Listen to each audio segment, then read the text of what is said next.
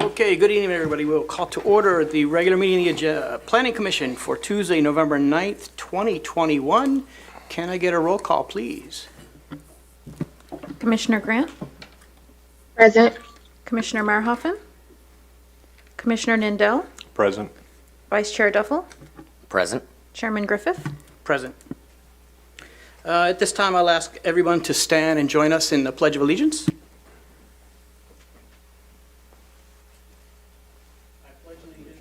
the flag of the United States of America and to the republic for which it stands, one nation, under God, indivisible, with liberty and justice for all.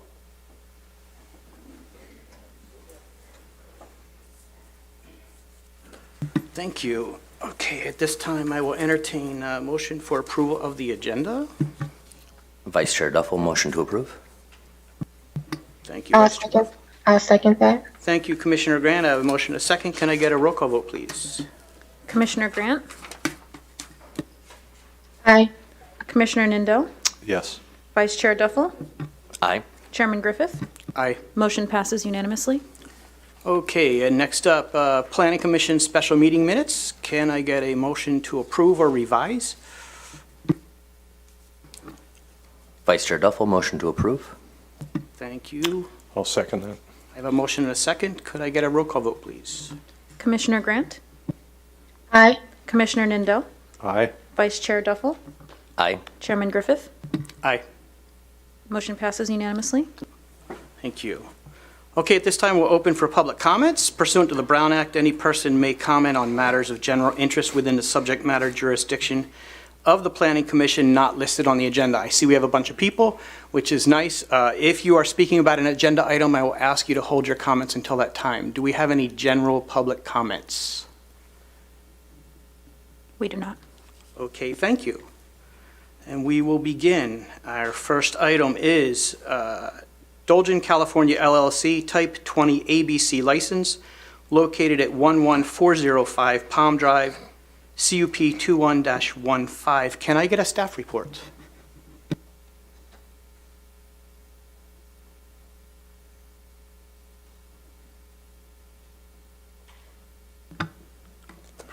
Yes, good evening, Mr. Chairman, fellow planning commissioners.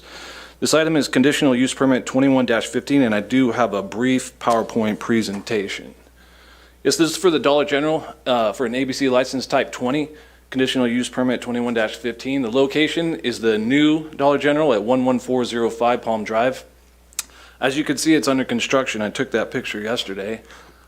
On August 27, 2021, the applicant, Dillon, California LLC, submitted a conditional use permit application for a Type 20 license, which allows for the sale of beer and wine for consumption off premises only.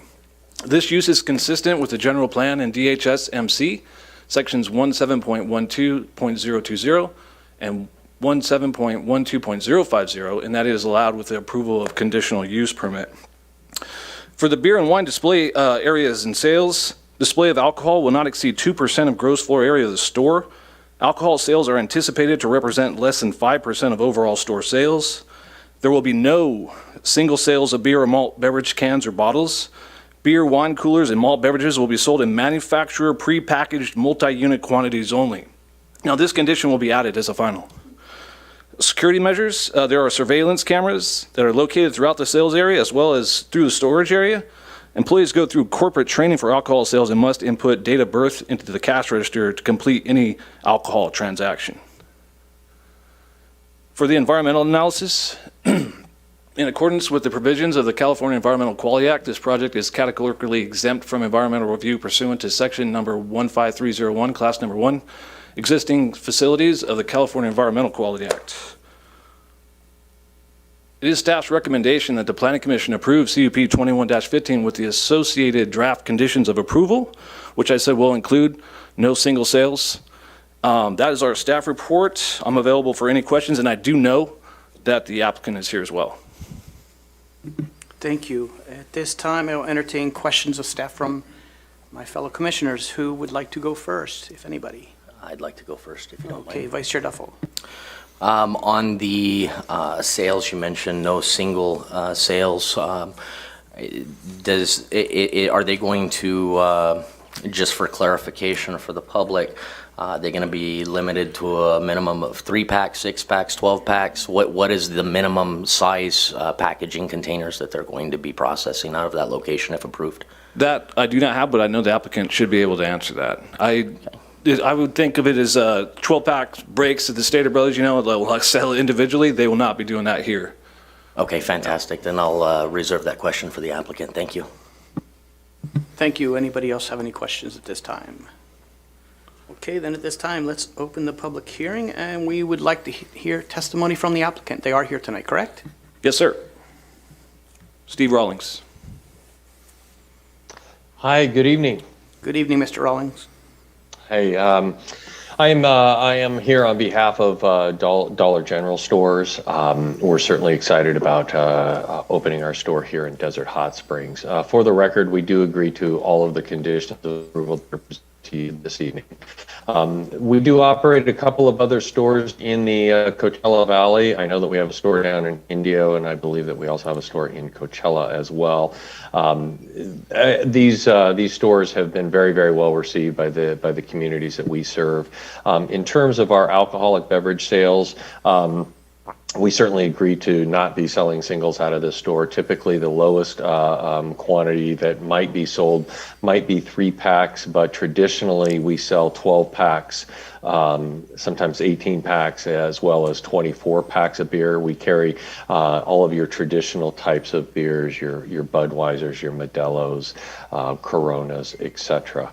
Wine is usually stored on a shelf, and it usually takes up 1 or 2 shelving units, and those are served in the traditional 750 milliliter bottles. So with that, I'm available for any questions that anybody may have. Okay, thank you. I see Vice Chair Duffel has a question. Yes, Mr. Rawlings, thank you very much for being here this evening. I appreciate the information that you provided as far as the alcohol sales and bottle sizes and whatnot. You did answer my question in regards to what you're looking at as far as the smallest size packaging you're looking to sell, and I'm satisfied with the answer, so thank you very much. I appreciate that. Thank you. I see, anybody else? I see, Mr. Rawlings, you have your hand up. Very sorry. I will lower it. Okay. I just wanted to make sure you guys knew I was here. Sorry about that. Just want to make sure you had anything else to add. Okay, if there's no other questions from us up here at this time, I'd like to take, is there anybody would like to speak in favor of this? Mr. Chair, I believe Commissioner Grant has her hand raised. I see it now. I'm sorry, Commissioner Grant, go ahead.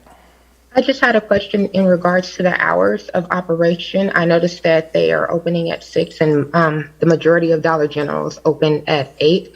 So I just wanted to ask, what is their hours of operation?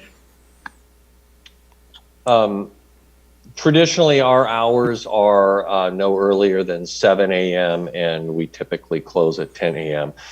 We just like to use 6 o'clock because sometimes we take deliveries and so on and so forth that early, and so we just didn't want any confusion over the word operations. Sometimes our staff is there a little earlier, but our traditional store hours are typically 8 to 10. Sometimes during the peak holiday seasons, we might open as early as 7 and stay open as late as 11 o'clock, but traditionally it's 8 to 10. Thank you. Okay, anybody else? Any other questions? We will go back to anybody here in favor of this. Do I see anybody?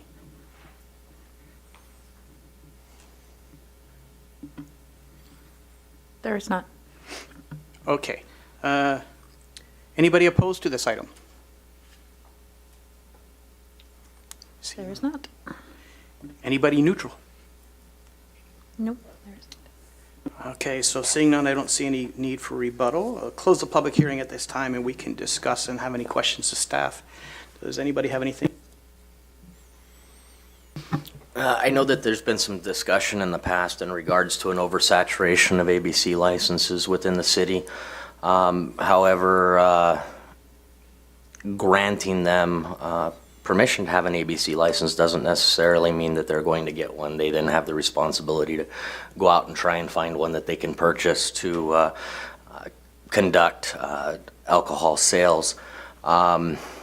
Looking through the documentation, I am in favor of approving their application for a Type 20 ABC license.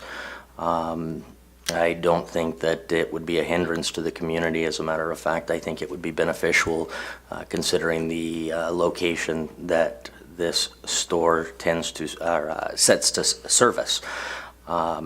So I would like to make a motion at this point to approve item number 2, recommendation to the Planning Commission for approval of CUP 21-15 to approve a Type 20 ABC license.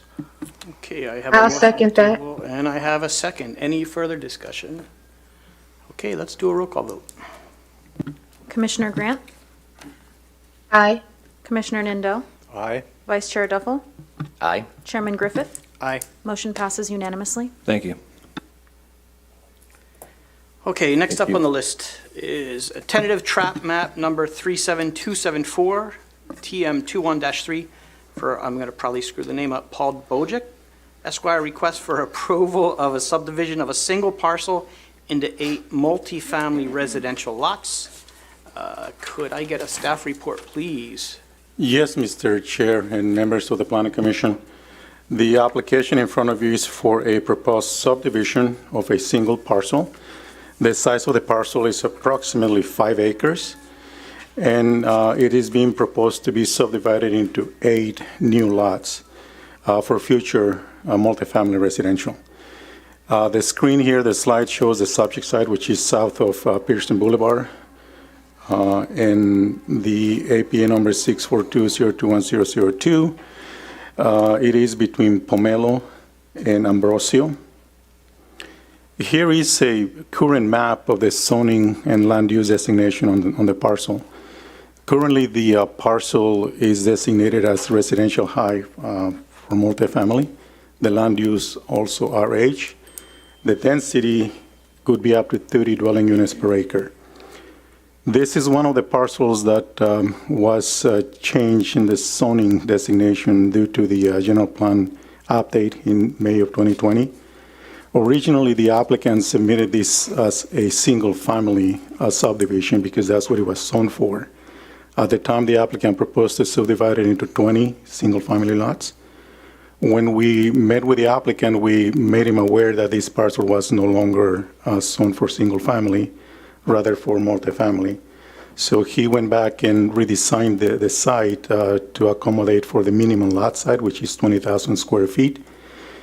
And we received it on July 13 for single family again. The application was incomplete, and here it is tonight for your consideration. I'm going to go back to this slide and show you that the top right, top left corner, the RH, that color, is the designation for multifamily high density.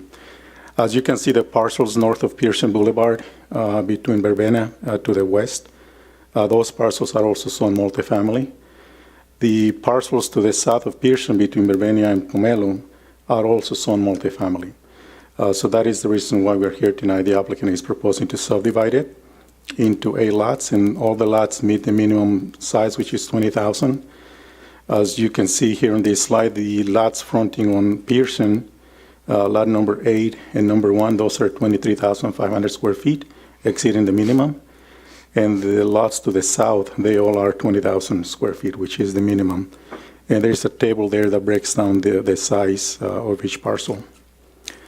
As far as the environmental analysis, this project qualifies for an exemption under Section 15332.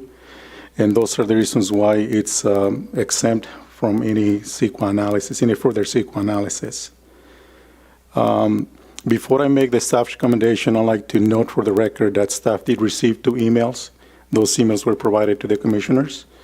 One of them, I actually spoke to the person that sent the email, and she was under the impression that this was a proposed 8-unit apartment complex, which is not. Once I made that explanation, she seemed to be okay with that. The other email that we received also was available to you. There are several concerns that she explains on the email, and you are aware of what that email says. So with that, staff is recommending that the Planning Commission adopt the notice of exemption prepared for the project, and that the Planning Commission approve tentative tract map number 37274, subject to the attached conditions of approval and findings. Also, for the record, there is also a resolution attached to the staff report for your consideration as well. That concludes the staff's presentation, and we're available for any questions that you may have. Thank you. At this time, I will take questions of staff from the commissioners. Who would like to go first? Commissioner Nindal. Yeah, I just have one clarification. I saw language in the documentation that I hadn't noticed before. Under C, determination, you say the commission may require, as a condition of its approval, that the payment by the subdivider of all development fees required to be paid at the time of the application, for instance, or issuance of a building permit or other similar permit shall be made at the rate for applicable fees in effect at the time of said application or issuance of a building or similar permit. Is that new language, or what does it mean, actually? I believe the intention is for whenever these parcels are proposed for actual construction, the applicable fees at that time is what the applicant will pay for. So this doesn't apply right now, is what you're saying? The only fee that applies right now is the fee that the applicant paid for the tentative tract map subdivision. That's the only fee that is applicable at this time. Okay. That's it for me. Thank you. Anybody else have any questions? Seeing none, I have one. I just want to clarify because sometimes people look at these and there's a lot of misinformation.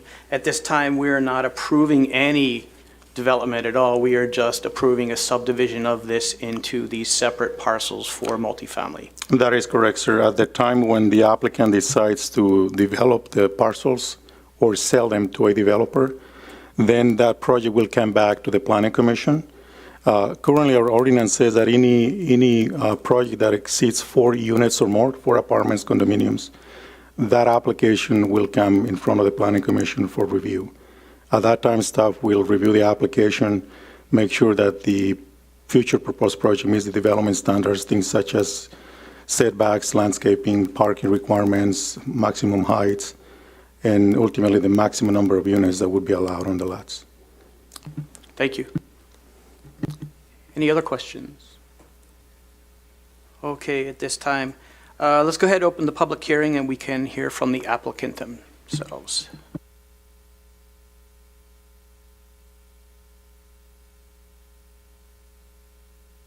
There you go. I'm sorry. I'm Paul Bojic. I'm the owner of the property. Just for disclosure purposes, I know Mr. Duffel for about 22 years. We've known each other for a long time, and his parents also. I did purchase the property, and I found out that it was being rezoned, so I went ahead and set up this subdivision. I brought my engineer with me, Mr. Monero, so if you have any questions, I'm here to answer them. Just for clarification for the city attorney so that we know that there's no problems with me remaining up here. Mr. Bojic, it's been about 5 years since we last spoke, correct? Yeah, at least. Okay, thank you. Probably longer. Thank you for that. Does anybody have any questions? Okay, seeing none. You can sit for a little bit if you'd Okay, like. thank you. We will take testimony from anybody that is in favor of this project. Is there anybody out there? Okay, anybody opposed? Come on up. Not so much opposition. Just state your name and where you I'm live. Robert Gaddis, and what is it? Just your name and where do you live? On Ambrosio, actually right next to the proposed site. So we just wanted to get some clarity, because on the staff report, it only shows a drainage and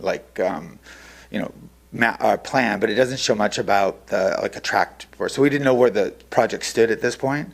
But, we're very interested in, there's burrow owls that live on that lot that have been there for 20 years. We want to make sure that they're going to look at that and take care of that situation.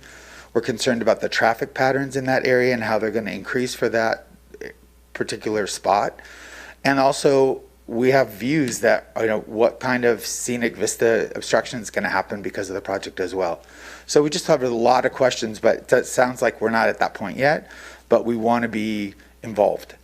So, however, we need to be updated clearly, because even the zoning situation seemed to go right by a lot of the people in the community, and now we're in a position where, it's not really it's favorable to us. Okay, thank you. Anybody else want to speak? I did a post, right? Anybody neutral? Okay, at this time, anything that you would like to add? Mr. Bojic? Just quickly, I do take those concerns very important. We've built in Joshua Tree with tons of different types of trees and species up there, built in Indio, La Quinta, all over the whole valley. So I'm very cognizant of that. And the plans would not be anything that would obstruct views, because I wouldn't want that to happen to me either. So I would definitely take that into consideration, 100%. I'm a long-termer here. Mr. Duffel knows I've been here for 30-plus years. Before I became a lawyer, I actually went out, came back, became a lawyer, and came back into town. So I've been developing out here for a substantial amount of time, smaller pieces. But I would always take that into consideration in the neighborhood to make sure that, everybody feels good about the project. Thank you for that. Okay, at this time, close the public hearing. We can have some discussion up here. Does anybody have anything they want to add before we do anything? I do have one comment, but I'll let you go first. Vice Chair Duffel. Mine's a comment as well. I moved to Desert Hot Springs in 1993. I actually grew up just a couple of streets away from this proposed, or this property that's proposing the subdivision. And I remember moving up there thinking how beautiful the views were, but at the same time remember thinking to myself, there's a 2-story ugly pink hotel 1 street away from where I live. It's 2 stories. It's going to block the views of the mountains. It's going to block the views of the city down below, and that was just 1 street over. And so I shared a lot of the same concerns that the residents that are there now are concerned about. And I found after living there for a period of time that those buildings didn't obstruct my view as much as I thought. They definitely enhanced the area for a time. Multifamily is something that the city has to look at, the entire state has to look at. We have numbers that have to be met, and we are quite a ways away from meeting those numbers, just like pretty much every other city in the state. And this is, in my opinion, moving in the right direction, an applicant moving in the right direction to stay in line with the city's general plan, just trying to keep everything going at a steady pace with their property and staying in line with the changes that the city's making. There are schools, elementary and middle, directly to the south of this property. There's a high school directly to the west. It's phenomenal property for single family or multifamily as far as people raising children. And with us just looking at a subdivision of the lot right now, not actually any development at this particular point, I don't see any reason why we shouldn't move forward. And that's just my comment. Thank you, Vice Chair Duffel. I just want to mention, I want to first thank you for coming and expressing your concerns. It's nice to see people get involved early in the process. Again, we're not looking at any development at this time. It's just a tract map change. And a good developer will listen to those concerns, especially early on, and then go out and work with the community to talk about their concerns.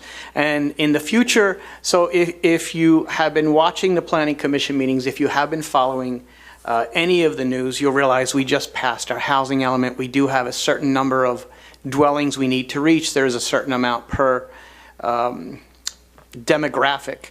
And we in this community don't have a lot of multifamily. Multifamily does not necessarily mean projects. There's a lot of multifamily that are really, really nice, in that area, I would imagine they're not going to be something that's run down. But I just want to say I appreciate you coming out and expressing your concerns, because it lets developers know there are people that are involved, there are people that have concerns, and if they can address them at the early stage, then there's a little bit more buy-in, and people are a little more happy than having something where they felt they didn't have a say. So that's really just what I want to say. And again, at this time, this is just separating that property into lots of dimensions that can support multifamily housing. I think 2 meetings ago, we just did this on a spot down on Pearson. So I do believe we'll probably see more of this. As you know, we do have some high residential areas, and there probably will be infill, and housing is very, very needed in this area. So I just wanted to get that out there. I'm happy to entertain a motion. I would have to open the public hearing up again. Does anybody object to that? Just a comment. Okay, let's open the public hearing up again so you can come up and speak. I think one of my concerns is it seems like the code enforcement in DHS is really overworked. Like there doesn't seem to be enough people who can keep up. And when I look at the multifamily dwelling situation south of Hacienda, on Mesquite, on Acatillo, even the one right on Hacienda, there's clothes hanging off the things, there's things piled up, and they just don't have the ability. I'm just going to stop you there, because that's not really related to the tract map. I understand the concerns, and we can certainly have someone from city come speak to you. Okay. But this topic is just about the tract map designation, okay? Understood. Thank you. Anybody else? Okay, at this time, I will close the public hearing again, and I will entertain a motion. I'll make a motion to approve it. Thank you. I have a motion by Commissioner Grant. Second? I have a second by Commissioner Nindell. Can I get a roll call vote, please? Commissioner Grant? Aye. Commissioner Nindell? Aye. Vice Chair Duffel? Aye. Chairman Griffith? Aye. Motion passes unanimously. Thank you. And Doria, can you have someone reach up? Thank you. Okay, next up, item number 4. Dillon Circles LLC. This is tentative tract map number 38168, TM21-4 for a condominium purposes to a previously approved cannabis project located at 16786 Little Morongo Road. Can I get a staff report, please? Yes. Thank you.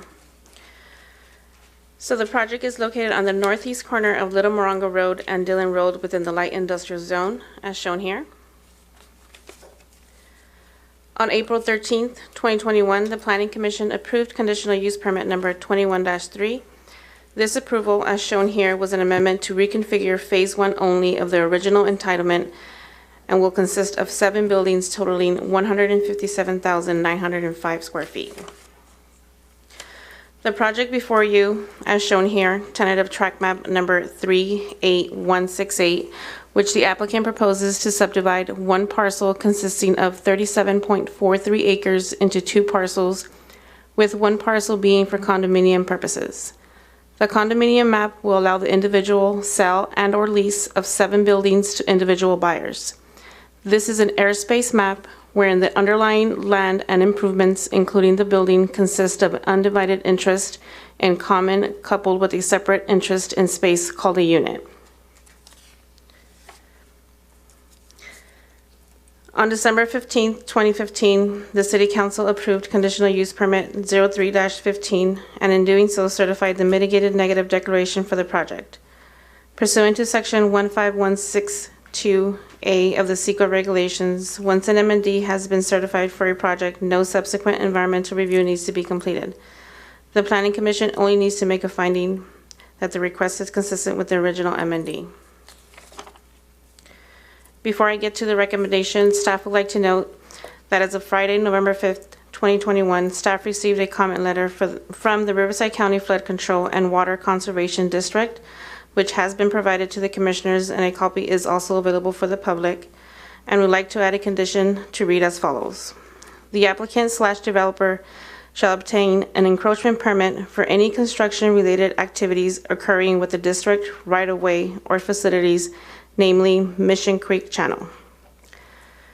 Now, this is a consideration of tentative tract map number 38168, a subdivision of one parcel into two parcels, 38187-1 and 38187-2. Parcel 1, 38187-1 for condominium purposes only on APN 665-110-004. That concludes my report, and the applicant is not present today. Thank you. Thank you. At this time, we will entertain questions. Does anybody have any questions? Vice Chair Duffel. Just for clarification purposes, I know this question's come up in the past, the term condominium being used. Just for clarification, we're not talking about residential condominiums. We are talking about commercial spaces that are able to be leased out to separate entities, correct? Yes, either leased or sold. Fantastic, thank you. Anybody else have any questions? Commissioner Grant? No, I don't share. Thank you. Mr. Nindel? Only that the same language is there for this one. The commission may require as a condition approval of payment by the subdivider and so forth. Does it apply in this one? It does apply. Again, that's for the applicant has to pay the current fees for the application to be in front of you tonight. So any future building permit issuance or those kind of things, that's one reason why that statement is there, because fees could vary. We don't know what the fees are going to be, what the city council will do for the next fiscal year. They may increase.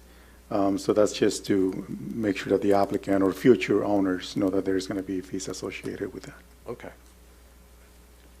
I have a question, and that is, just so everybody's aware, could you clarify the difference between when this came before us just 2 months, was it 3 months ago, and what is before us now? What is the difference here? So what went before you on April 13th was the amendment to reconfigure Phase 1. The original project proposed 4 buildings, and they amended it to allow for 7 buildings, which actually decreased the square footage, but just broke it up into 7 buildings. And the project here before you is just a tentative tract map for condominium purposes only. Thank you. Excuse me. Okay, if there's no other questions, I will go ahead and open the public hearing. And you said the applicant is not here, correct? That is correct. Okay. Do I have anybody who would like to speak in favor of this project? There is not. Opposed? There is not. Neutral? No. So, and no applicant for rebuttal. Close the public hearing. Take discussions, questions, possibly motions. I just need to get the PowerPoint screen back up that had the information on it as far as the flood control.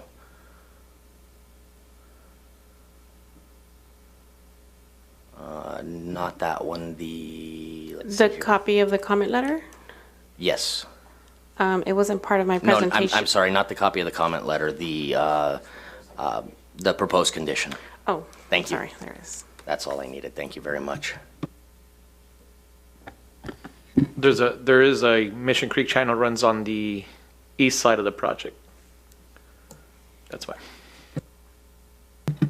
Any other questions, discussion, motions?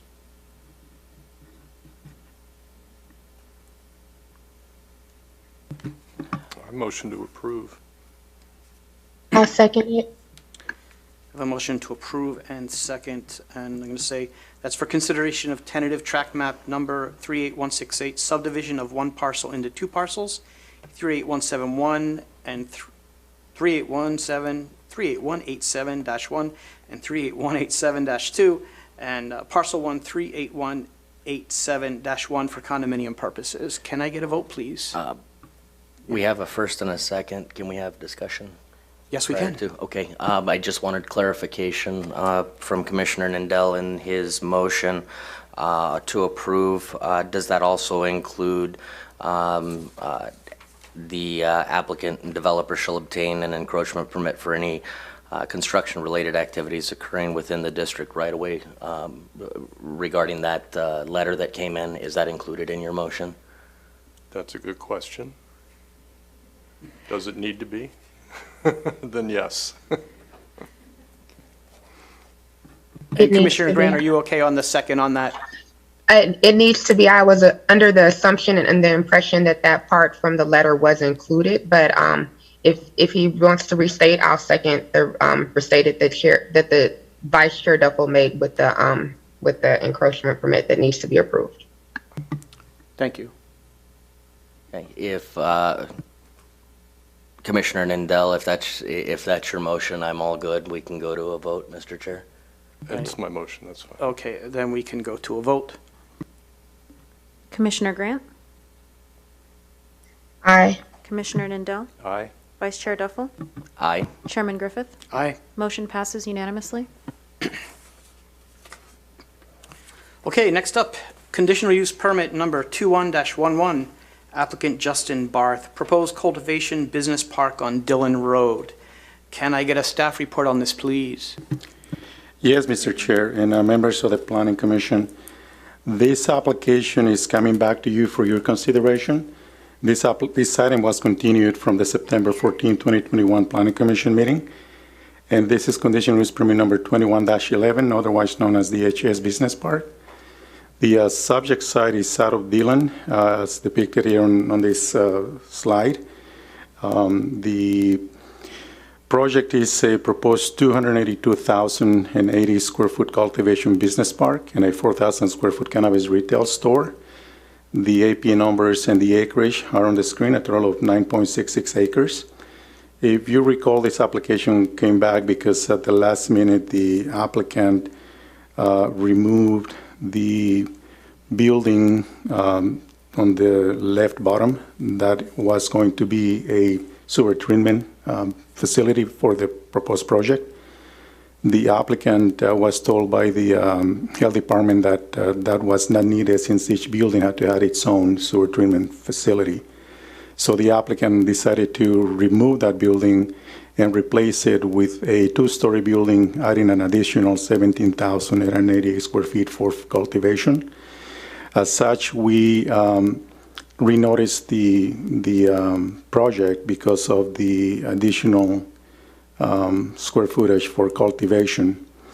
That's one of the reasons why this was continued. Another one was the last minute change also on the proposed building elevations, and I'll get to that through the presentation. So again, the site is south of Dillon, just west of Little Morongo. The zoning designation for this property is a dual zoning designation. One being business park or CBP and light industrial, and the land use is industrial. The permitted uses table here shows you that the retail portion of the project is permitted by CUP. The cultivation is permitted by right in the industrial zone. Again, this is the site plan now with the new building fronting on Dillon and Beers Road.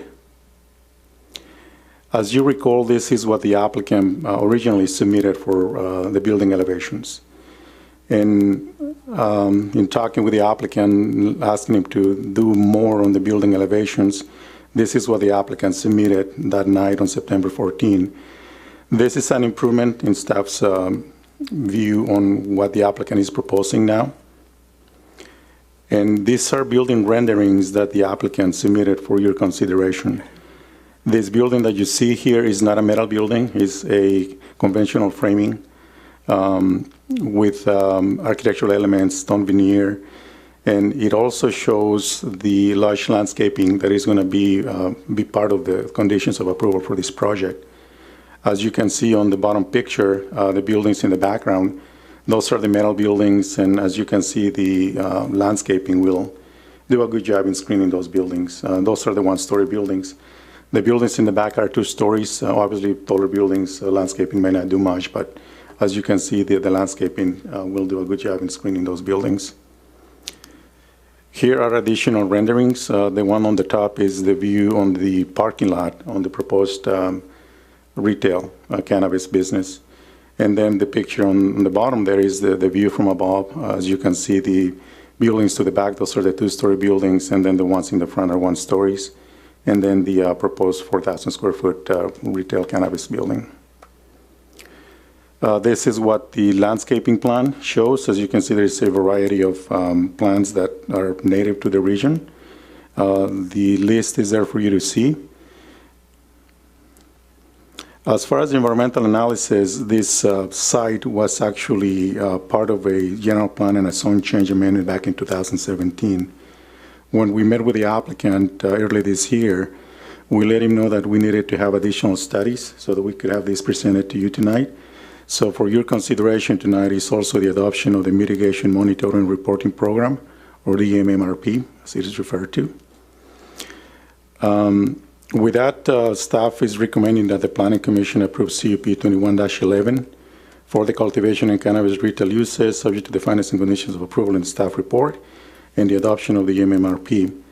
I'd like to note that staff made it very clear to the applicant that the only way he would be able to open up the cannabis retail store is if he were to obtain one of the 2 or 3 licenses that are still available. And we also let him know that there is another avenue to do that.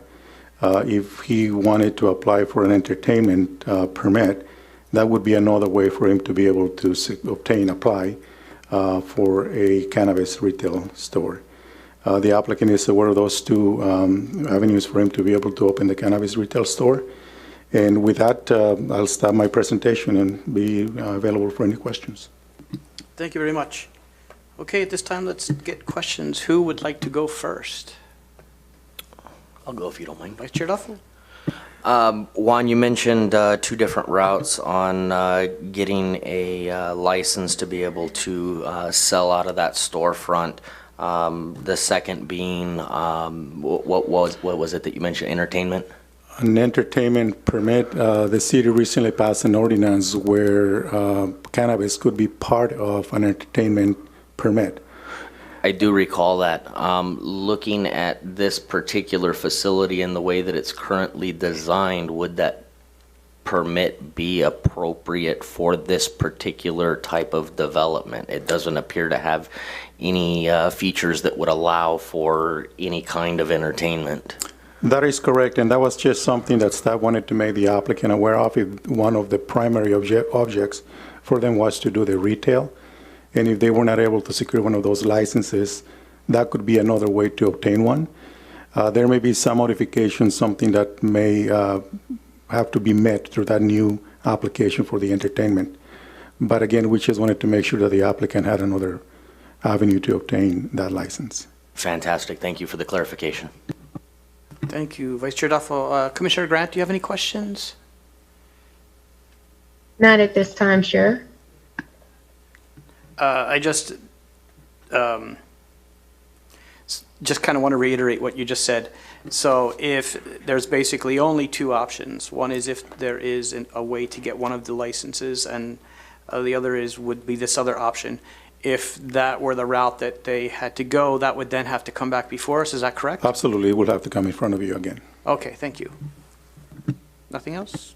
Chair Griffith, may I? Yes. May I jump in really quickly? Right. So, as Juan mentioned, there is the path where the individual could, and I don't want to say take over an existing license because we don't have those available. It would be, they would need to partner with an authorized applicant that had not become operational yet to have them come on the site and open there. There is one other path that I want to make sure that I mention. If this entitlement is improved tonight for retail operations, they would in fact be able to have an existing operational dispensary, lease their space at that site and potentially relocate there. So that is another path. And then of course there is the option potentially down the line for cannabis entertainment permit that would in fact need to, they would need to go through and do a modification to their entitlement. That would come back before you all for consideration so you all would know if that was happening. Thank you for that clarification. Okay, if there's nothing else at this time, let's go ahead and open the public hearing, and I do believe I see the applicant here. Would you like to join us again?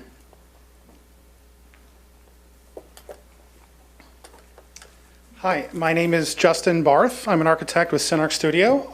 I'm happy to be back, and I'm happy to answer any questions you might have.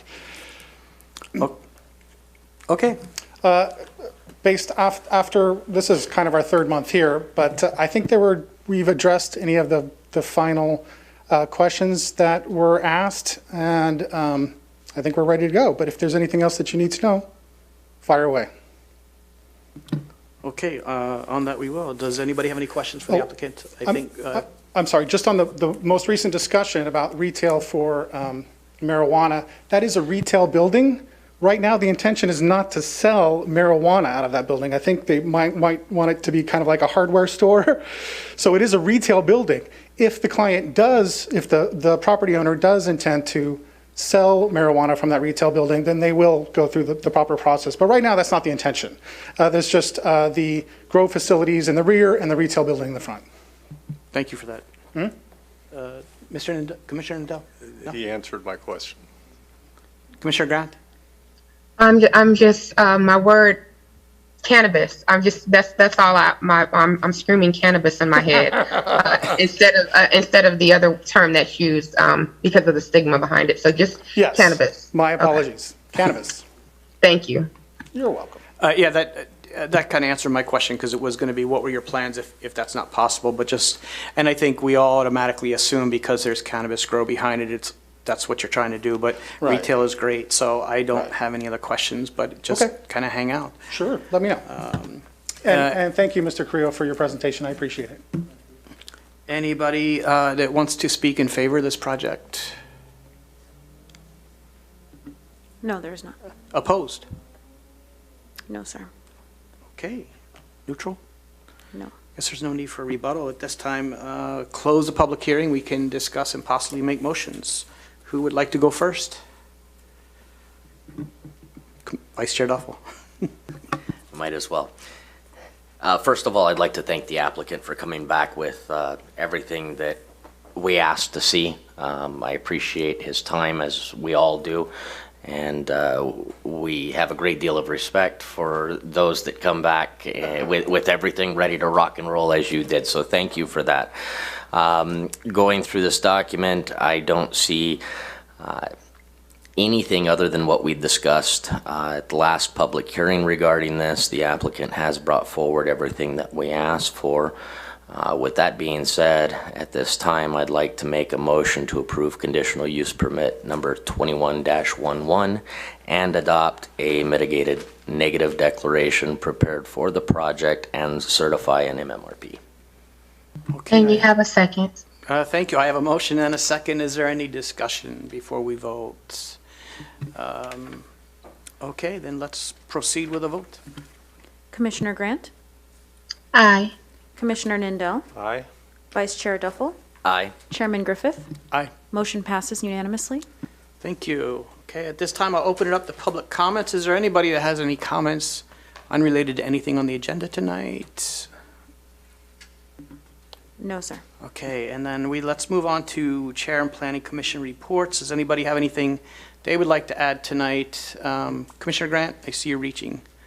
Yes, I would like to just share tonight that we have a local artist that is in, he's native from Jamaica, international known, but he lives in Desert Hot Springs. He basically has a workshop tonight at the Desert Art Center in Palm Springs, but I wanted to share with you, he just completed a project that was released in a sculpture in Jamaica, and on November the 18th, 2021 at 1:30, his name is Bernard Stanley Hoyes. He will be having a discussion on Caribbean multidisciplinary artists for the mating dance while under lockdown at Lyman Hall. So that's all I wanted to share. Thank you for that. Thank you. Vice Chair Duffel. Had an opportunity to attend the State of the City with my fellow commissioners here. It was a wonderful event. The city is definitely moving by leaps and bounds in a forward progressive direction. Desert Hot Springs has definitely made me proud as a long-term resident with the direction that we've been going in recent years.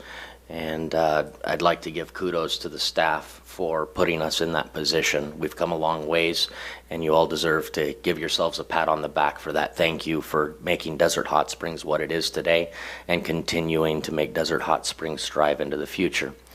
Also like to say I'll be attending our Veterans Day event at Veterans Park on Thursday at 9 a.m.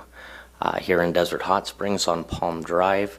If you can make it, any of our residents would like to attend to honor our veterans, we'd love to have you there. And the last thing I'd like to say is I really enjoy seeing all of the faces in the audience this evening. Public participation is something that we haven't had a whole lot of in recent years, and seeing fellow community members in the audience participating in the public process gives me a warm feeling in my heart, because we are up here representing you to the best of our ability, and the only way we know what you want is for you to let us know. So to those of you that are here in the room tonight and watching at home on Zoom or participating in any way, shape, or form, thank you. That's all I have. Thank you, Commissioner Indo. I just want to second Vice Chair Duffel in terms of the State of the City event. It was a really, really good thing. I got to sit with some of the commissioners. I know Commissioner Grant wasn't able to make it, and Commissioner Indell preferred not to sit with us, but that's okay. I didn't take it personal. Juan was there, so it just made the table much better. And I have to echo Vice Chair Duffel, it's nice to see people. I can remember 3 years ago, sometimes coming up here on the dais and being like, oh my God, what's going to go on, because there's 40 people out there. So it's nice to see people starting to come back. So thank you all very much. And that is all I have. And I want to turn it over to Juan. I think you have something to add about a workshop. I'm going to let Patricia give us an update. We were going to have one, but I guess we're not going to have one now. So yeah, when we briefed you, that was one of the items. Maybe Eric wants to elaborate on that. Yeah, right now, good evening, by the way, Chairman and Vice Chairman and respected council. Commissioners, we right now are working to getting you guys more information. So at a later date, we will bring you more information.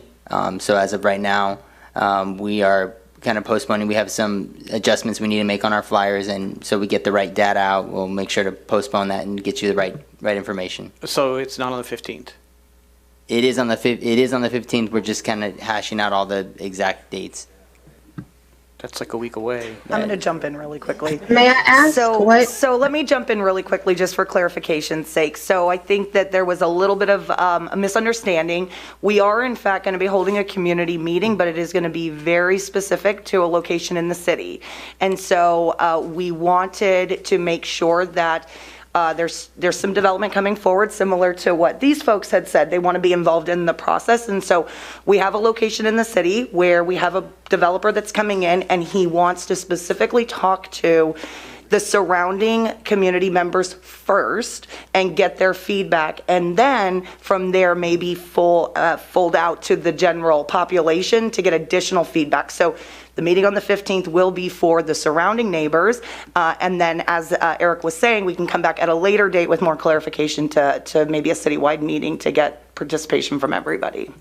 Thank you for that. You're welcome. Okay, and with that, this meeting is adjourned.